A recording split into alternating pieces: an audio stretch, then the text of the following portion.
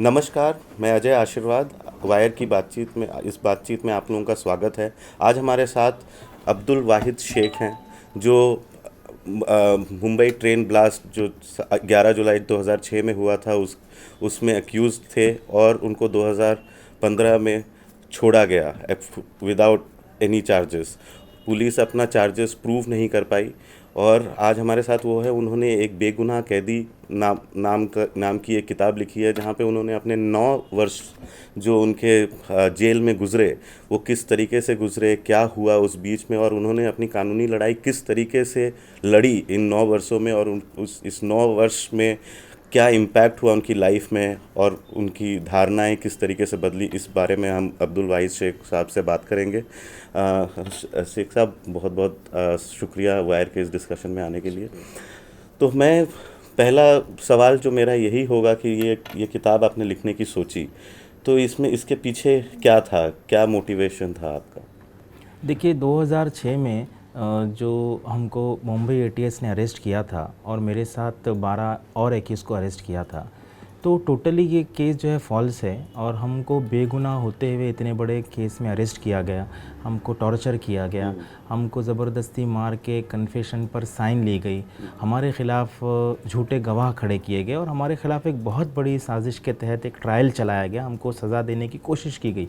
तो उस वक्त मुझे ये रियलाइज़ हुआ कि हम लोग बहुत बड़ी एक कॉन्स्पिरेसी में फंस गए हैं और जो पुलिस ने हमारे ख़िलाफ़ जो साजिश की है उसको बेनकाब करना बहुत ज़रूरी है। इसीलिए मैंने 2006 में जेल जाने के बाद ये सोच लिया था कि मुझे इस पूरे मुद्दे पे किताब लिखनी है और मैंने उसी वक्त से किताब लिखना शुरू कर दी थी। लेकिन अथर रोड जेल की सुपरिटेंडेंट स्वाति साठे, उसने मुझे बार बार इस किताब को लिखने से रोका। मेरे किताब के लिखे हुए पन्ने लेकर फाड़ दिए, कभी जला दिए। तो बाकायदा एक कोशिश करके इस किताब को बाहर लाने से रोका गया। जी, आप एक स्कूल में टीचर हैं, अभी भी पढ़ाते हैं, उस समय भी पढ़ाते थे, साइंस पढ़ाते थे, बीएड किया हुआ है आपने, ट्रेन टीचर है। तो इस पुलिस के इस नेटवर्क में आप किस तरीके से फंसे, इसके बारे में क्या आप इसने इस किताब में लिखा है, थोड़ा उसके बारे में? जी, लिखा है। असल में मैं एक नॉर्मल ज़िंदगी गुजार रहा था। मैं टीचर था, एक स्कूल में जाके टीचिंग करना, मेरे बीवी बच्चे हैं। 2001 में जब सेंट्रल गवर्नमेंट ने student Islamic movement of India Simi नाम के एक ऑर्गेनाइजेशन को बैन किया, तो उसको बैन करने के नतीजे में पूरे मुल्क में बहुत से मुस्लिम नौजवानों को पकड़ के जेल में डाल दिया गया है, इस आरोप पर कि वो सिमी के एक्टिविस्ट है, सिमी के मेंबर है। और गलती से, जिस तरह पुलिस ने इस बार गलती की है जानबूझकर, 2001 में भी गलती से मुझे पुलिस ने अरेस्ट किया और सिमी के केस में डाल दिया। वो केस बनने के बाद जब जब मुल्क में बम ब्लास्ट हुए हैं या कोई दंगा फसाद हुआ है, तो पुलिस ने मुझे बुला करके टॉर्चर किया, प्रताड़ित किया और मुझे हरेसमेंट किया। तो ये सिलसिला 2001 से चल रहा था और 2006 में जब ये ब्लास्ट हुआ, रेलवे ब्लास्ट हुआ और ओरिजिनल लोग पुलिस को नहीं मिले, तो उनको, मुझे और मेरे जैसे बहुत से लोगों को इस केस में डालना आसान हो गया। बस वो सिमी के केस के आधार पर मुझे इस केस में अरेस्ट किया गया। आप पे ये आरोप लगाया था कि आपने 6 पाकिस्तानियों को, जिन्होंने बॉम्ब प्लांट किए थे इस ट्रेन में, उनको अपने घर पे रखा था। इसके बारे में हमें बताइए कि कैसे ये चार्जेस कैसे फ्रेम किया महाराष्ट्र एटीएस ने? देखिए, महाराष्ट्र एटीएस को जब ओरिजिनल लोग नहीं मिले तो उन्होंने पूरी कहानी घड़ी कि हमको इस तरह से बताना है कि ये बम ब्लास्ट कैसे हुआ। तो A to Z उन्होंने कहानी लिखी और उसमें बताया गया कि पाकिस्तान ने SIM सिमी के साथ मिल करके, लश्कर तैयबा ने और ISI ने मिल करके ये पूरी का षड्यंत्र रचा है और कुछ पाकिस्तानी इंडिया में आए और इन 13 लोगों से मिले, इनकी मीटिंग यहाँ पर हुई। कुछ पाकिस्तानी बॉर्डर क्रॉस करके आए और मुंब्रा में, मीरा रोड में, बॉम्बे में रुके। बॉम्बे में एक फ़्लैट में, एक रूम में जो है बम बनाया गया और बम रखने के बाद ये लोग पाकिस्तानी जाके वाहिद के फ्लैट पे रुके और वहाँ आराम करने के बाद ये लोग अब वापस बॉर्डर क्रॉस करके पाकिस्तान और बांग्लादेश चले गए। तो ये जो फिक्शन है, ये जो कहानी है पुलिस की, उस कहानी में मेरा रोल ये दिया गया कि मैंने कुछ पाकिस्तानियों को हार्बर किया। तो ये जो आप अपनी किताब में भी आपने ये मेंशन किया कि अरेस्ट आप सितंबर में हुए, ब्लास्ट हुआ जुलाई में, उस बीच जुलाई और सितंबर के बीच में आपको काफ़ी पुलिस ने प्रताड़ित किया, टॉर्चर भी किया, बार बार बुलाते रहें, और किस तरीके से उस बीच की कहानी हमें ज़रा बताएं। देखिए, 11 जुलाई को जब ब्लास्ट हुआ है तो उसके बाद से पुलिस ने मुझे बार बार पुलिस स्टेशन बुला करके पूछताछ के नाम पर, इंक्वायरी के नाम पर बुलाते रहे, मेरा स्टेटमेंट रिकॉर्ड करते रहे और मैं एक अच्छा नागरिक होने की हैसियत से पुलिस को पूरा मैंने कोऑपरेट किया। पुलिस के स्टेशन पे जाता रहा, ATS police station, crime branch, जिस जिस एजेंसी ने मुझे बुलाया मैं जाता रहा। लेकिन वहाँ पे जो है मेरे साथ बहुत ही ट्रीटमेंट किया गया, टॉर्चर किया गया, मुझको नंगा किया गया, 3rd डिग्री टॉर्चर से गुजारा गया। कई कई दिन मुझे इलीगल डिटेन करके आपको मुझे मालूम रखा था गया। कि ये इसी सिलसिले में पूछताछ कर रहे वो हैं? कहते थे कि बम ब्लास्ट जो हुआ है, सबको मालूम था बम ब्लास्ट हुआ है, तो बम ब्लास्ट के बारे में आप क्या जानते? तो हम ये कहते थे हम कुछ नहीं जानते। अच्छा, किसने किया आप जानते हो क्या? मैंने कहा हमको कैसे पता, जब इतनी बड़ी बम्बई की पुलिस डिपार्टमेंट नहीं बता सकती है तो हम कैसे बता सकते? बिल्कुल। तो हम लोगों ने ये कहा था कि हम नहीं जानते। तो ठीक है, तुम 11 जुलाई को तुम कहाँ थे, दिन भर का तुम्हारा रूटीन क्या था? तो हम दिन भर का रूटीन बताते थे और वो उसको लिख लेते थे, क्रॉस चेक करते थे कि मैं किसी एक्स से मिला या वाई से मिला या जेड से मिला, तो उस एक्स वाई जेड को बुलाकर हमारे सामने क्रॉस चेक करते थे, क्या तुमको ये 11 जुलाई को शाम में मिला था, क्या इधर गया था? लोग बोलते हैं हाँ हम लोग साथ में थे। तो उनको ये कंफर्म हो गया था कि इनका कोई ब्लास्टर रोल नहीं है, लेकिन उसके बावजूद असली लोग नहीं मिले, इसलिए हमको बलि का बकरा आपने बनाया इस गया। बीच में कहीं कंप्लेन लिखवाया कि इस आपको? नहीं, मैंने बहुत बड़ी गलती की। इसलिए गलती की क्योंकि पुलिस ने मुझे इस कदर डरा के रखा था कि अगर तुमने कहीं पर कंप्लेंट की तो तुमको ना चाहते हुए भी हम बम ब्लास्ट केस में अरेस्ट कर लेंगे। मेरी वाइफ, मेरे बच्चे, मेरे भाई लोग और मेरे ख़ानदान के लोग बोलते थे कि हमको कंप्लेंट करना चाहिए, तो मैं उनको रोकता था कि नहीं, अगर हमने कंप्लेंट कर दिया तो पुलिस से दुश्मनी हो जाएगी और पुलिस जो है उस ठसन में मुझको जो है अरेस्ट कर लेगी। इस डर से मैंने उनको रोका। जी। तो फिर जब आपको अरेस्ट किया गया, ये जो 13 लोगों को जो अरेस्ट किया, आप उन बाकी 12 को भी जानते थे क्या पहले से? नहीं, उन 13 लोगों में एक जो एक्यूज़ है साजिद अंसारी, वो मेरा रिश्तेदार है, मेरा साला है, और बाकी लोगों को मैं नहीं जानता। बाकी लोगों को पहली बार मैंने पुलिस स्टेशन में मेरी मुलाकात हुई है, इलीगल डिटेंशन के वक्त मुलाकात हुई है, या एटीएस टॉर्चर रूम में मुलाकात हुई है, या जेल में मुलाकात हुई। और जेल में जाने के बाद पता चला कि अच्छा, हमको जिस केस में अरेस्ट किया गया है आपको भी उसी केस में अरेस्ट किया गया। और चार्जशीट आई तो पता चला कि ये रोल इनका ये रोल है, उनका ये रोल है। तो 9 साल जो हम लोग साथ में रहे तो हमको रियलाइज़ हुआ कि ये हम सब को फंसाया गया है, हम सब बेगुनाह है, हम सब बेकसूर है, और अब इस केस से हमको निकलना चाहिए। तो हम लोगों ने एकदम एकजुट होकर के इस केस के लिए हमने लड़ाई लड़ी है कि हम सब निकल जाएंगे, लेकिन बदकिस्मती से वो नहीं निकल सके। ये आपने किताब में, ये मैं दर्शकों को बता दूं, इनकी किताब उर्दू में है और ये जल्द ही इंग्लिश और हिंदी में भी आने वाली है। इस किताब में उन्होंने अपने टॉर्चर रूम के एक्सपीरियंसेस बहुत शेयर किए हैं। उसी के बारे में अब अगला मेरा वही सवाल है कि आप आर्थर रोड जेल में थे, महाराष्ट्र एटीएस जब इन्वेस्टिगेट कर रही थी, तो उस टॉर्चर के एक्सपीरियंस को बताएं, किस तरीके से टॉर्चर करते थे? आपने जिस तरीके से डिस्क्राइब किया है वो एक तरीके से मतलब इंसानियत के दायरे में तो एकदम ही नहीं है, लेकिन किस तरीके से टॉर्चर करते थे। और वो आपने बताया है कि एटीएस का एक तरीके का मेथड है, वो सिर्फ आप पर ही नहीं, बाकी सब जो जो जिन से आप जेल में मिले उन पे भी इसी तरीके की टॉर्चर किया गया था। 1st degree, 2nd degree, 3rd degree, ये सर आप बताएं हमें। हाँ, ये जो टॉर्चर एटीएस ने हमारे पर किया था, ये यानी कई दिनों तक ये टॉर्चर चलता रहा। यानी मुझ पर अगर 60 दिन है तो मेरे कोई एक्यूज़ पर 70 दिन है, किसी पे 90 दिन तक के वो टॉर्चर करते रहे। टॉर्चर का जो तरीका है उनके पास पूरा उनको तरीका सिखाया गया है, कितना टॉर्चर करना है, किस हद तक टॉर्चर करना है, कब कब करना है, किस लेवल तक करना है, उनको सब सिखाया गया। अब उसमें जैसे कि 1st डिग्री, 2nd डिग्री और 3rd डिग्री टॉर्चर होता है। 1st डिग्री में ये होता है कि वो गाली गलौज करते हैं, मज़हब के नाम पे, माँ बाप के नाम पे, बीवी बच्चों के नाम पर गाली गलौज, नंगी गालियाँ देते हैं, थप्पड़ मारते, तमाचे मारते, लात मारते, और जो है आपको एक कमरे में बंद करके हथकड़ी से रख देते हैं, या आपको ऊंची जगह पर हथकड़ी बांध के खड़ा कर देते हैं कि आप ना दिन भर मतलब ना बैठ सकते हैं, ना लेट सकते हैं, ना कुछ, आपको खड़े रहना है। अगर आपको टॉयलेट बाथरूम भी आ रही है तो आपको खड़े खड़े वहीं करना है। तो इस तरह का, तो ये 1st डिग्री है। 2nd डिग्री में होता ये है कि वो जो है इंसान को नंगा कर देते हैं। नंगा करने के बाद पूरा मतलब नैकेड करके उसको जो है पट्टे मारते हैं, उसके हाथ पे पट्टे मारते हैं, उसके पैर पे पट्टे मारते हैं, और उसके बाद जो है वो ये भी साथ ही साथ करते हैं कि किसी डार्क रूम में आंखों पर काली पट्टी मजबूती से बांध कर जो है किसी डार्क रूम में जो है कई दिनों के लिए बंद कर देते हैं। ना वहाँ मतलब हवा होती है, ना रोशनी होती है, ना पानी होता है। यानी इंसान को ऐसा लगता है कि वो कब्र में आ गया है, कब्र के अजाब में पहुँच गया।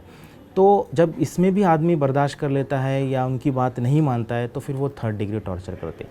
3rd डिग्री टॉर्चर इस कदर मतलब बर्दाश्त के बाहर है कि अच्छे इंसान जो है उसमें टूट जाते हैं। उसमें ये एक सबसे ज़्यादा जो है वो इलेक्ट्रिक शॉक, वो इंसान के प्राइवेट पार्ट पर, हमारे प्राइवेट पार्ट पर उन्होंने इलेक्ट्रिक शॉक दिया है। इतना इतना ज़बरदस्त होता है कि इंसान उसको बर्दाश्त नहीं कर पाता। और एक तरह का सूर्य प्रकाश ऑयल है जो आपके एनस में डाल देते हैं, तो उससे पूरे जिस्म के अंदर बर्निंग सेंसेशन हो जाता है और इंसान तड़पने लगता है। उसी के साथ साथ वो वाटर बोर्डिंग करते हैं, यानी इंसान को उल्टा लटका करके उसके मुंह में, उसकी नाक में, उसके कान में जो है पानी पूरी तरह से भर देते हैं कि उसको ऐसा लगता है कि मैं समंदर में डूब रहा हूँ, मैं मरने वाला हूँ। तो ये और इस तरह की बहुत सारे टॉर्चर की मिसालें हैं जो मतलब मैं आज भी अगर याद करता हूँ तो देखो मेरे रोंगटे खड़े हो जाते कि हमको किस तरह से गुजारा गया। और उनका एक ही मकसद था ये टॉर्चर करने का कि आप लोग ये जो रेडीमेड स्टोरी जो एटीएस ने बनाई है उस पर साइन कर दो। कन्फेशन का मतलब ये होता है कि इंसान की गिल्टी जो होती है वो बयान करे कि हाँ मैंने मजबूर हूँ, मैंने ये काम किया और मुझे पछतावा है और मैं अभी प्रायश्चित चाहता हूँ। लेकिन उन्होंने कन्फेशन की डेफिनेशन ही बदल दी। वो रेडीमेड फिक्शन, रेडीमेड स्टोरी तैयार करके लाते थे और कहते थे इस पर साइन करो। और ये जो कन्फेशन लेटर है यही एटीएस का हर केस में देखा है हमने कि यही उनका सबसे बड़ा सबूत है कि कन्फेशन है, इसीलिए इसी पे लड़ते हैं। बाकी और जितने भी इन्वेस्टिगेशन होनी चाहिए वो नहीं करते और केस वीक रहता है। यहाँ पे स्पेशल सेल दिल्ली में है, उनके भी मैंने काफ़ी केसेस पढ़े हैं, उसमें भी कन्फेशन लेटर उनका सबसे बड़ा है। तो ये कन्फेशन आप फिर भी नहीं टूटे, इस टॉर्चर से गुजर कर भी आपने कन्फेशन लेटर साइन नहीं किया और उसकी वजह से आपको कोर्ट ने बाइज्जत बरी किया। लेकिन बाकी लोगों ने जो डर कर इस तरीके से, आप जिस तरीके से बता रहे कोई भी कर देगा कन्फेशन लेटर, तो उनके बारे में उनको आप क्यों बेगुनाह कह रहे हैं कि वो भी बेगुनाह है? उनके बारे में कुछ कहें। देखिए ऐसा नहीं है कि कन्फेशन स्टेटमेंट पर मैंने साइन इसलिए नहीं की कि मैं टॉर्चर बर्दाश्त कर गया। मुझे उन्होंने एक हद तक के टॉर्चर किया और मैं समझता हूँ अगर वो टॉर्चर और 2-4 दिन जारी रहता तो मैं भी साइन कर देता। लेकिन उन्होंने एक स्टेज पर पहुँच के टॉर्चर बंद कर दिया। इसलिए बंद कर दिया, वो मेरे रिश्तेदार नहीं थे या मैं उनका जवाई नहीं था कि इसका कन्फेशन मत लो, बल्कि वो कोर्ट में हमने बाकायदा ये बात रखी। उन्होंने कन्फेशन इसलिए नहीं लिया मेरा जानबूझ के कि एक तो उनको ये बताना था कि साहब जिन लोगों ने कन्फेशन वॉलंटरी दिया है, विलिंगलेस दिया है, उनका हम लोगों ने कन्फेशन रिकॉर्ड किया और जिन्होंने कन्फेशन नहीं दिया हमने उसका रिकॉर्ड नहीं किया। अगर 13 है कि उसका कन्फेशन रिकॉर्ड करके कोर्ट में पेश कर दिया जाता तो ये आर्गूमेंट हो सकता है कि साहब सबको मार तोड़ के कन्फेशन लिया गया। देखिए तो केस को और विश्वसनीय बनाने के लिए उन्होंने मेरा कन्फेशन है, एक चीज़। दूसरी चीज़ ये है कि मेरा जो रोल है पूरे केस में सबसे कम रोल मुझे बताया गया, हार्बरिंग, कि ब्लास्ट करने के बाद कुछ पाकिस्तानी बंदे मेरे फ्लैट में आके रुके थे। तो इसका जो छोटा सा रोल है तो इसको कन्फेशन की ज़रूरत नहीं है। एक अगर विटनेस भी हमने खड़ा कर दिया और दूसरे के कन्फेशन में वाहिद का नाम इंटरपोज कर दिया तो इसको सज़ा लग जाएगी। तो उन्होंने ये किया कि दूसरे लोगों के कन्फेशन में, 2 कन्फेशन में मेरा नाम डाल दिया कि पाकिस्तानी इसके घर पे आके रुके और मेरे रिश्तेदार को मार के धमकी दे करके मेरे खिलाफ गवाही के लिए खड़ा कर दिया। लेकिन उसने कोर्ट में आके सच्ची गवाही दे दी तो उसका नतीजा ये हुआ कि कन्फेशन ना होने की वजह से और गवाही ना होने की वजह से मुझे सज़ा नहीं मिली, मैं छूट गया। लेकिन बदकिस्मती से जो 12 एक्यूज़ हैं उनके खिलाफ कन्फेशन था, उनके खिलाफ झूठी रिकवरी थी, उनके रिश्तेदारों ने और पुलिस के विटनेस ने आके कोर्ट में झूठी गवाही दी, इस आधार पे उनको सज़ा लग गई। आपका सवाल ये कि वो बेगुनाह है, मैं किस कॉन्फिडेंस से ये बात कहता हूँ?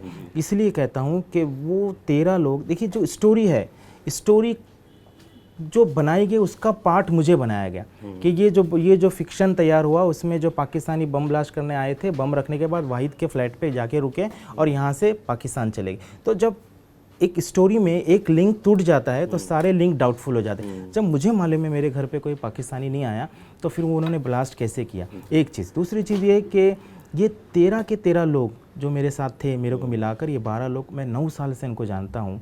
इनके कैरेक्टर देखा है, इनके घर वालों को देखा है, उनकी बातचीत सुनी है, उनका लबो लहजा देखा है। मुझे किसी भी एंगल से ये टेररिस्ट नहीं लगते। तीसरी चीज़, मैं इनको देख रहा था पुलिस टॉर्चर करते हुए, मैं इनको देख रहा था कि पुलिस ये कह रही थी कन्फेशन पे साइन करना पड़ेगा वरना तेरे बाप को लाके नंगा करेंगे, तेरी बीवी को लाके नंगा करेंगे। तो जो आतंकवादी जिसने रियली ब्लास्ट किया है उसको इस तरह के टॉर्चर करने की ज़रूरत नहीं होती। वो उसको 2-4 बार मारा जाए तो खुद ही साइन करता है। तो मैं ये देख रहा था कि टॉर्चर करके कन्फेशन लिया गया, विटनेसेस खड़े किए गए, रिश्तेदारों को खड़ा किया गया। तो इससे मुझे 100% ये यकीन है कि ये सब लोग मेरी तरह बेगुनाह है, बल्कि मुझसे ज़्यादा बेगुनाह है। और आपने अपनी किताब में एक ये लिखा है कि ये पुलिस एटीएस का जो इन्वेस्टिगेशन है ये अपने आप में ही एक सिस्टम है, जहाँ पे डॉक्टर्स जो फिटनेस सर्टिफिकेट देते हैं या जो नार्को टेस्ट करते हैं या फिर जो वकील हैं कुछ, आपने यहाँ तक ये भी कहा है कि जज भी, पुलिस वाले ये कह रहे थे कि वो जज भी उनके अपने हैं। तो ये जो सिस्टम है पूरा, जो जुडिशियल प्रोसेस से लेकर इन्वेस्टिगेशन से लेकर जो जुडिशियल प्रोसेस तक, ये एक लेवल में उस पर आपने एक अक्यूज ठहराया है उन लोगों को। इसके बारे में हमें बताया कि पुलिस किस तरह, आप कैसे, आपको लगा कि सब पुलिस के का साथ दे रहे हैं और इन्वेस्टिगेशन ठीक से नहीं कर रहे हैं। देखिए, बॉम्बे के अंदर KEM एक बहुत बड़ा म्यूनसिपल हॉस्पिटल है। तो जब ये हमको टॉर्चर करते थे, तो टॉर्चर करने के बाद 24 घंटे के अंदर अंदर हर 48 घंटे में जो है एक्यूज़ को डॉक्टर के पास ले जाना ज़रूरी है, सुप्रीम कोर्ट के डायरेक्शन है। ये हमको हर 48 घंटे में टॉर्चर करके ले जाते थे, लेकिन हमारे पूरे पीरियड में किसी भी डॉक्टर ने हमारा जो है मेडिकल एग्जामिनेशन, बॉडी एग्जामिनेशन नहीं किया। और हम ये बात लिखी नहीं कि इनको हॉस्पिटल आपको बुर्का पहना कर ले बुर्का पहना के लेके जाते थे। कभी हमारा बुर्का नहीं हटाया गया, या हटाया गया तो बहुत दूर हमको रखा गया। तो जो प्रॉपर वे में जो मकसद है 48 घंटे में 21 को ले जाने का, मकसद यही है ना कि डॉक्टर चेक करे कि कहीं इसको प्रताड़ित तो नहीं किया जा रहा, कहीं इसको जो फिजिकल टॉर्चर तो नहीं किया जा रहा, और अगर ऐसा कोई टॉर्चर उसके जिस्म पर है तो उसको रिकॉर्ड पे लेकर आए। लेकिन हमारे पूरे प्रोसेस में पुलिस कस्टडी में किसी भी डॉक्टर ने ऐसा नहीं किया। इसलिए हमारा ये क्लेम था कि KEM हॉस्पिटल के डॉक्टरों को ATS ने खरीद लिया था इस नाम पे कि साहब ये दहशतगर्द है, इनकी कभी भी आप लोग जो है बॉडी चेकअप मत करना। एक दूसरा नार्को एनालिसिस टेस्ट जो हुआ है, बेंगलोर की डॉक्टर S मालिनी नाम की जो डॉक्टर थी, वो नार्को टेस्ट में बहुत एक्सपर्ट थी। उनको निकाल दिया गया, उनको निकाल दिया गया क्योंकि उन्होंने जो है फेक डिग्रीज दे करके उस पोस्ट को हासिल किया था। तो वो जो नार्को एनालिसिस टेस्ट हो रहा था, मेरे साथ भी हुआ है। तो हमने रियलाइज़ किया कि किस तरह से ATS के जवाब को हमारे मुंह में डाल करके उगलवाने की कोशिश की गई, और वो डॉक्टर हमको ऑपरेशन थिएटर में, हमको स्ट्रेचर पे हमको टॉर्चर करती थी, हमको मारती थी, हमारे कान नोचती थी। तो इससे ये अंदाज़ा होता है कि वो डॉक्टर भी खरीदे। नार्को टेस्ट के बारे में आपने एक लिखा है, उसके बारे में कुछ बताया कि किस तरीके से। देखिए, नार्को टेस्ट के बारे में मैंने पूरा एक चैप्टर लिखा है अपनी किताब के अंदर। ये टेस्ट आज उसकी एविडेंशियल वैल्यू कुछ भी नहीं है, लेकिन ये टेस्ट इतना ख़तरनाक है कि अगर इसमें थोड़ा सा भी डोज अगर ज़्यादा हो जाए तो इंसान कोमा में जा सकता है, इंसान मर सकता है। तो इसमें एनेस्थीसिया दिया जाता है, बेहोश हो जाता है इंसान, और कुछ क्वेश्चन पूछने के बाद एक्यूज़ कुछ जवाब देता है और उसको रिकॉर्ड किया जाता है, उसकी CD बनाई जाती है और उस आधार पर आगे इन्वेस्टिगेशन होती है। मैं आपको बताऊं, पूरा का पूरा नार्को जो होता है ये प्रोसेस ही फेक है। जैसे वो सवाल आपसे डॉक्टर ने क्या पूछा था? जी, वो सवाल जवाब जो पूछ रही थी, जो सही सवाल था कि आपका नाम क्या है, आप कहाँ रहते हैं, आपका फ्लैट कहाँ पर है, हमने उसका जो है एकदम स्ट्रेट फॉरवर्ड जवाब दिया। ब्लास्ट के बारे में आप क्या जानते हैं? हमने कहा कुछ नहीं जानते। कितने पाकिस्तानी आए? हमने कहा कुछ नहीं जानते। तो फिर उसने ये कहा कि आप अच्छा ये बोलिए कि 6 पाकिस्तानी नहीं आए। तो जो नहीं है उसको काट दिया गया, CD को एडिट किया, 6 पाकिस्तानी मेरे घर आए। इस तरह से जो काट छाट करके ब्लास्ट कैसे किया? हमने कहा हमको नहीं मालूम। तो वो कहा ठीक है, TV कैसे चलता है? तो बोला कि रिमोट कंट्रोल। बोलो जवाब दो। वो खुद डॉक्टर हमारे मुंह में रखती थी, बोलो रिमोट कंट्रोल। तो हमने कहा कि ये सवाल और ये जवाब तो कोई ख़तरनाक नहीं है और कोई ऐसी बात नहीं। उस रिमोट कंट्रोल को क्वेश्चनिंग में ये दिखाया गया कि बॉम्ब्स कैसे डेटोनेट करते हैं, बम कैसे बनाए या बम किस तरह से फोड़े गए। तो इसका जवाब ये था कि रिमोट कंट्रोल से। तो इस तरह से पूरा जो है मैनिपुलेट करके उस CD को, नार्को टेस्ट को जो पेश किया गया। और सारे पुलिस वाले मिले हुए थे। कुछ एक पुलिस वाले की भी कहानी लिखी है आपने जो आपके साथ अच्छे से पेश आए, और उस जेलर के बारे में बताइए जो 9 साल जिन जेलर के साथ आपका किस तरीके से सामना हुआ। देखिए, इसमें वो सब ATS वाले बुरे नहीं थे, एक दो ऐसे थे जो बहुत अच्छे थे।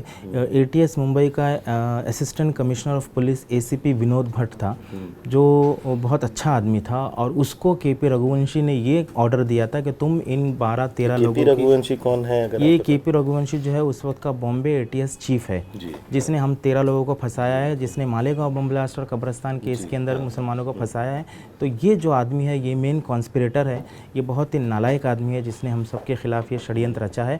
ना सिर्फ बेगुनाहों को फंसाया है, बल्कि उनको सज़ा दिलाई है, जिनको 5 फांसी हो गई, बेचारे वो 5 लोग अभी भी अंदर हैं।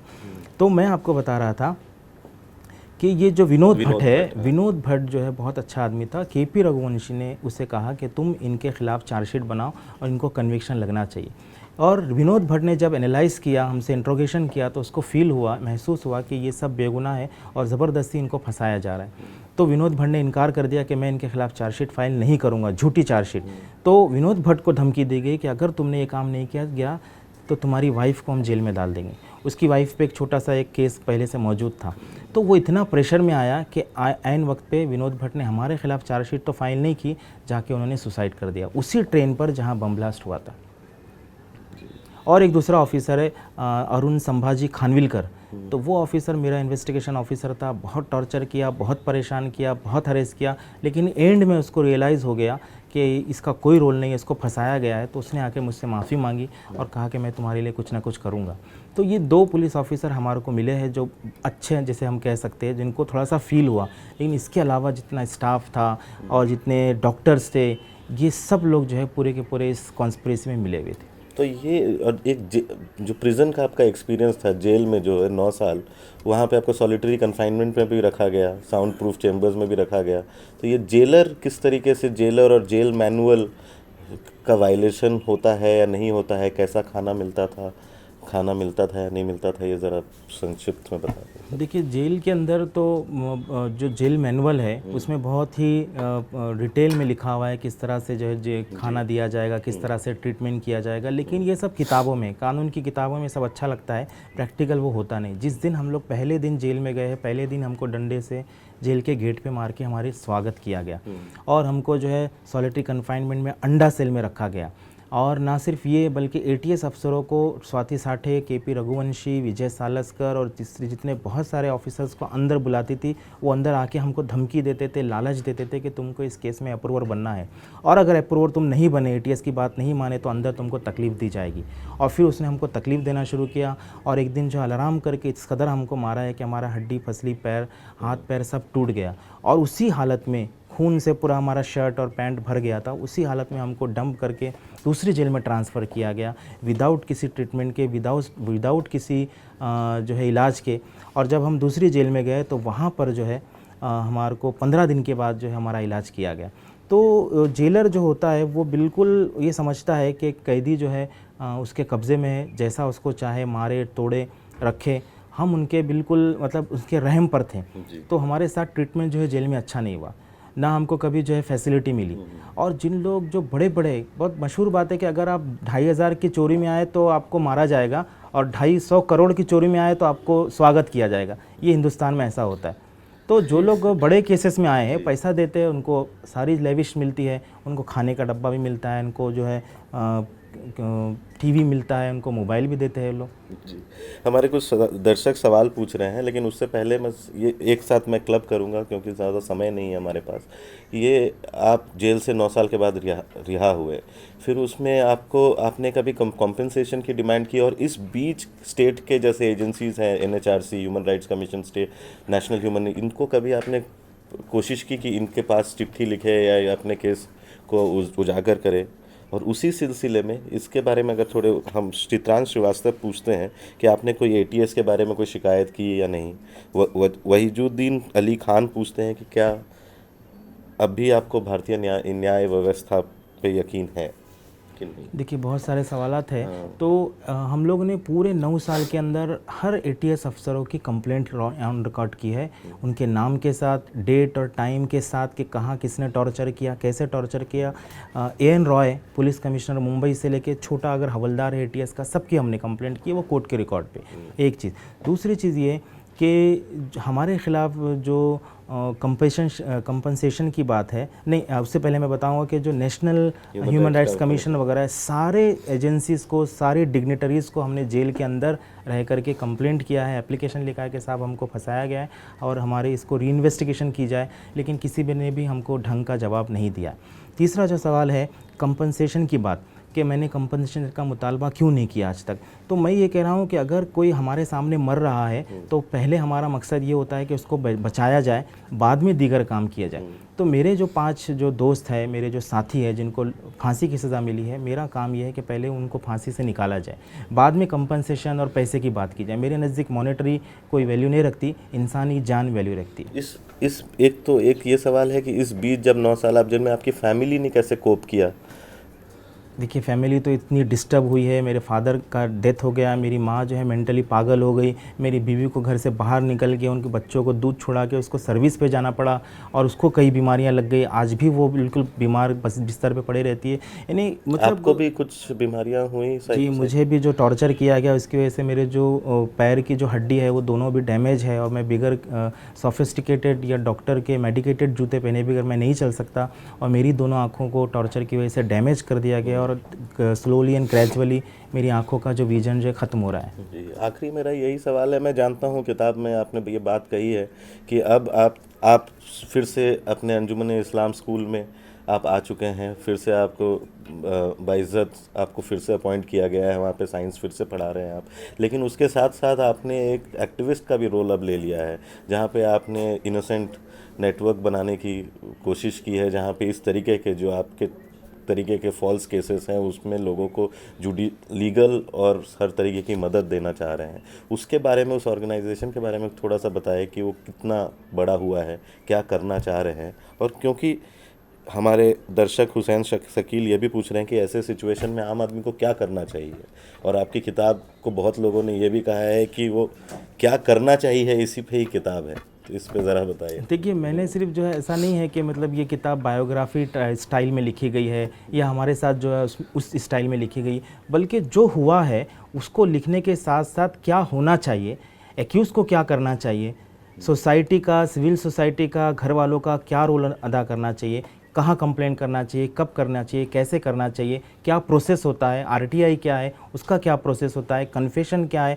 उस कन्फेशन पर झूठी साइन करने से बचने के लिए कब क्या करना चाहिए, बहुत ही माइन्यूटली और डिटेल में मैंने लिखा है। कानून आपको की लगता है कि अगर आप उस तरीके से लड़ते तो शायद आप लोगों की सिचुएशन बेटर रहती? 100% अगर ये किताब कोई और लिख देता पहले और अगर हम इसको पढ़े हुए रहते तो मैं समझता हूँ 12 में से 13 में से कोई भी एक्यूज कन्फेशन पे साइन नहीं करता, मर जाता है लेकिन साइन नहीं करते। तो ये कहना कि इस किताब में जो है गाइडलाइन दी गई है ये सही बात है। और जहाँ तक आपने इनोसेंस नेटवर्क का पूछा है, इनोसेंस नेटवर्क हम लोग चला रहे हैं। इसमें हमारा कौन है आपके साथ? हमारे साथ बहुत सिविल सोसाइटी के बहुत सारे लोग हैं, जज है, लॉयर्स है, डिग्निटरीज़ है, बम्बई की, दिल्ली की और बहुत जगह में उसी मकसद से मैं यहाँ पे विज़िट के लिए आया हूँ। तो हमारा मकसद ये है कि जो डेथ पेनल्टी में लोग हैं जिनको रॉन्गफुल कन्विक्शन हुआ है वो रॉन्गफुल कन्विक्शन ख़त्म हो, उनकी डेथ ख़त्म हो और वो सब बाइज़्ज़त बाहर आ जाए। तो एटीएस हो या स्पेशल सेल हो, इस तरीके के केसेस जो फॉल्स चार्जेस में फंसाए जाते हैं, कई बार हमने मीडिया में देखा है, कई बार हमने कन्फेशंस में भी देखा है जो लोग बरी हुए हैं। इस केस से ये फॉल्स या गलत केसेस हैं या नहीं है, लेकिन जब लोग बरी होकर 14 साल 18 साल जो उनकी पूरी जवानी जेल में गुजर जाती है, उसके बाद हमारे स्टेट के पास कोई ऐसा नहीं मेकैनिज़्म है जहाँ पे वो उनको कॉम्पनसेट किया जाए या उनको रिहैबिलिटेट किया जाए। तो क्या वाहिद शेख साहब जैसे और कई लोग हैं जिनके बारे में इनकी ऑर्गेनाइजेशन तो काम कर ही रही है, मगर हम सबको एक तरीके से इस चीज़ को और देखना होगा, लोगों केसेस को और डिटेल में पढ़ना होगा और देखना होगा कि ये सारे चार्जेस जो पुलिस लगा रही हैं वो सही है या गलत है। नमस्कार। और इनकी किताब का नाम है बेगुनाह कैदी, अभी उर्दू में है, अभी ट्रांसलेट होकर ये कुछ दिनों में अंग्रेज़ी और हिंदी में आ जानी चाहिए। और आपसे बातचीत करके बहुत अच्छा लगा अब्दुल साहब, थैंक यू।